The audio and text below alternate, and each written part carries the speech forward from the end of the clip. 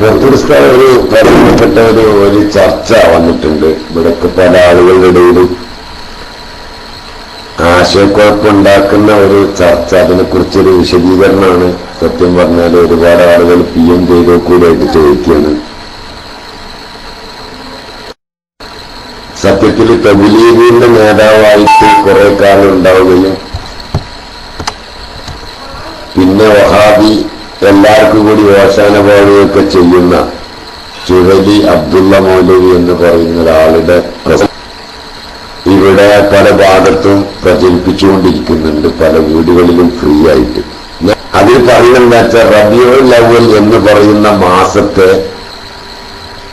സ്വലാത്ത് ചെല്ലാൻ റസൂലുള്ളാഹി സ്വല്ലല്ലാഹു അലൈഹി വസല്ലം പഠിപ്പിച്ചിട്ടുണ്ട്. അതെപ്പോഴൊക്കെ ചെല്ലണമെന്ന് പഠിപ്പിച്ചിട്ടുണ്ട്. റസൂലുള്ള ജനിച്ച മാസം എന്ന നിലക്ക് റബീഉൽ അവ്വലിന് സ്പെഷ്യലായിട്ടൊരു സ്വലാത്ത് ചെല്ലുന്നത് കടുത്ത ഹറാമാണ്, തെറ്റാണ്. അങ്ങനെ റബീഉൽ അവ്വലിന് സ്വന്തമായിട്ട് സ്വലാത്ത് ചെല്ലാൻ എവിടെയും പഠിപ്പിച്ചിട്ടില്ല. അത് കടുത്ത തെറ്റാണ്. അതിന് ആ സമയത്ത് മാത്രമേ സ്വലാത്ത് ചെല്ലുക, ഒരു പ്രത്യേക സ്വലാത്ത് റബീഉൽ അവ്വലിന് മാത്രമായിട്ട് ചെല്ലുക. സ്വലാത്ത് എപ്പോൾ ചെല്ലണം, എങ്ങനെയൊക്കെ ചെല്ലണം എന്നൊക്കെ റസൂലുള്ള പഠിപ്പിച്ചിട്ടുണ്ട് എന്ന് പറഞ്ഞുകൊണ്ട് ദീർഘമായ ഒരു പ്രസംഗം, ആ പ്രസംഗത്തിന്റെ CD പ്രത്യേകിച്ച് ചില എല്ലാ വീടുകളിലും ഫ്രീ ആയിട്ട് വിതരണം ചെയ്യുമ്പോൾ സ്വാഭാവികമായിട്ട് അതിനെക്കുറിച്ച് പല ആളുകൾക്കും സംശയം വന്നപ്പോൾ ഒരു വിശദീകരണം നേടിയ ഒരുപാട് ആളുകൾ അത് കേൾക്കും നേരത്തെ അറിയിക്കുന്നു. ഞാൻ മൈക്ക് വിടുന്നു. അസ്സലാമു അലൈക്കും. വഅലൈക്കും അസ്സലാം വറഹ്മത്തുള്ളാഹി വബറകാതുഹു. അൽകുട്ടി ബൈസ് ഉസ്താദ് തന്നെയാണ് പറയലായിരുന്നു നല്ലത്. പോലത്തെ വിവരമില്ലാത്ത ആൾക്കാർ പറയുന്നതിനേക്കാളെ ബൈസ് ഉസ്താദ് തന്നെയാണ് പറയലായിട്ടും നല്ലതെന്ന് എനിക്ക് തോന്നുന്നത്. കേൾക്കുന്നില്ല?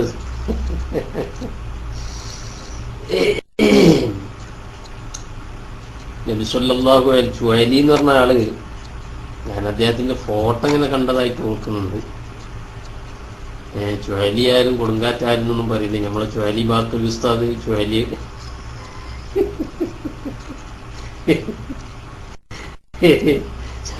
ചുഅലി ബാത്തുൽ ഉസ്താദ് കേൾക്കണ്ടെങ്കിൽ ചുഅലി ആരും കുടുംബ കൊടുങ്കാറ്റാരും പറഞ്ഞു.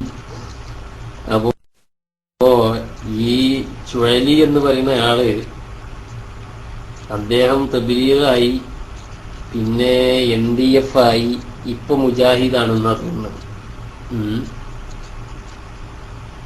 അതിങ്ങനെ തെറിച്ച് പോവലാണ് സാധാരണ ഉണ്ടാവല്. ഈ വിദേഹത്തിന്റെ ആളുകളൊക്കെ ഇങ്ങനെ തെറിച്ച് കാരണം ഒക്കെ അവരിങ്ങനെ ചിന്തിച്ചോരോന്ന് പറയല്ലേ.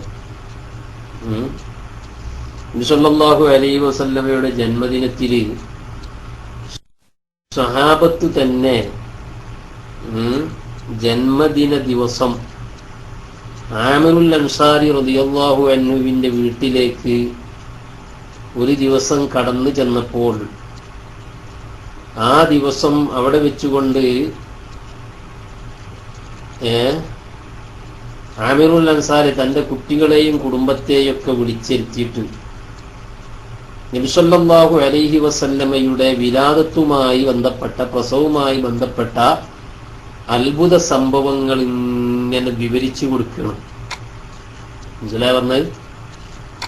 ആമിറുൽ അൻസാരിയുടെ വീട്ടിലേക്ക് നബി സല്ലല്ലാഹു അലൈഹി വസല്ലം കടന്നു ചെന്നപ്പോൾ നബി സല്ലല്ലാഹു അലൈഹി വസല്ലം, നമ്മളും അങ്ങനെ തന്നെയാണല്ലോ, റബീഉൽ അവ്വൽ എന്താ ചെയ്യല്, റസൂലുള്ളാഹിന്റെ ജനിച്ച അത്ഭുതങ്ങളും റസൂലുള്ളാഹിന്റെ മഹത്വങ്ങളും ആമിന ബീവിയുടെ പ്രസവ സംഭവമായ കാര്യങ്ങളൊക്കെ ഇങ്ങനെ പറച്ചിലാണല്ലോ. എന്നതുപോലെ സ്വഹാബിയായ ആമിറുൽ അൻസാർ റളിയല്ലാഹു അൻഹു പിന്നെ ഇതിങ്ങനെ പറഞ്ഞുകൊണ്ടിരിക്കുമ്പോൾ നബി സല്ലല്ലാഹു അലൈഹി വസല്ലം കടന്നു എന്നത്. അപ്പൊ നബി സല്ലല്ലാഹു അലൈഹി വസല്ലം എന്താ പറഞ്ഞെന്നറിയാം? അൽ യൗം, ആ ദിവസം ഇന്നാണ്, ആ ദിവസം ഇന്നാണ്, ആ ദിവസം ഇന്നാണ്. എന്നിട്ട് പറഞ്ഞു മൻ ഫഅല ഫിഅലക, നബി സല്ലല്ലാഹു അലൈഹി വസല്ലം പറയാൻ ആമിറുൽ അൻസാരിയോട്, ഈ പ്രവർത്തനം മൻ ഫഅല ഫിഅലക, ഈ പ്രവർത്തനം വല്ലവരുത്തനും ചെയ്താൽ നജാതക, നിങ്ങളുടെ വിജയം അവർക്കുണ്ടാവും. അപ്പൊ ദിനത്തിന്റെ അന്ന്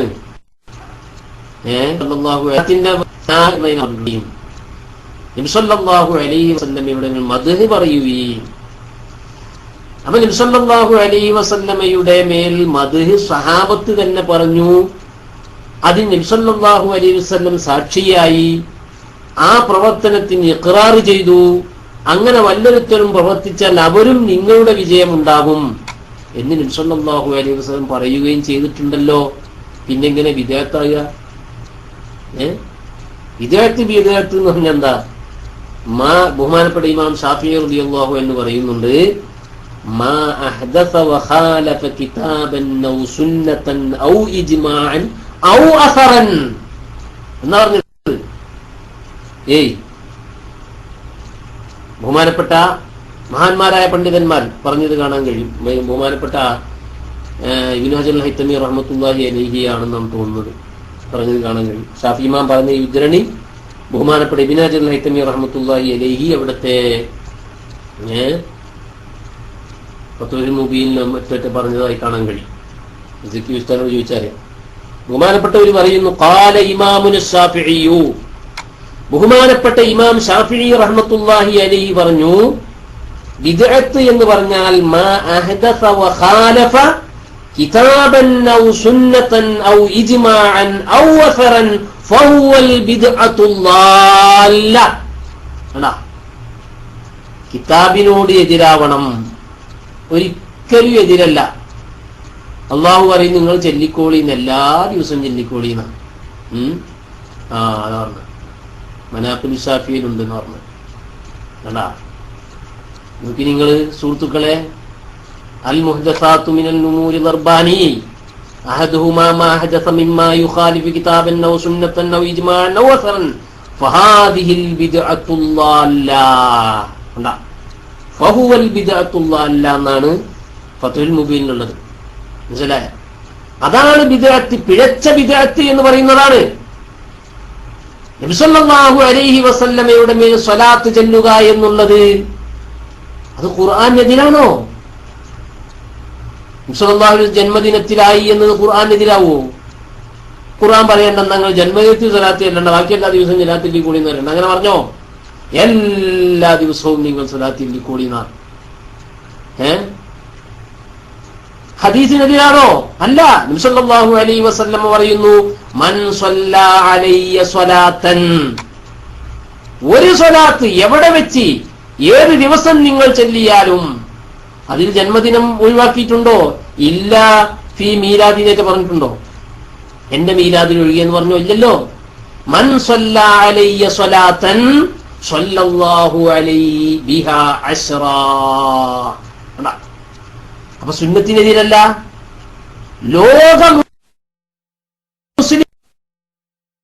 മുസ്ലിങ്ങളുടെ ഇജ്മാഇനും എതിരല്ല. റസൂലുള്ളാഹി സ്വല്ലല്ലാഹു അലൈഹി വസല്ലമയുടെ ജന്മദിനത്തിൽ പിന്നെ സ്വലാത്ത് ചെല്ലരുത് എന്ന് പറഞ്ഞിട്ടില്ല.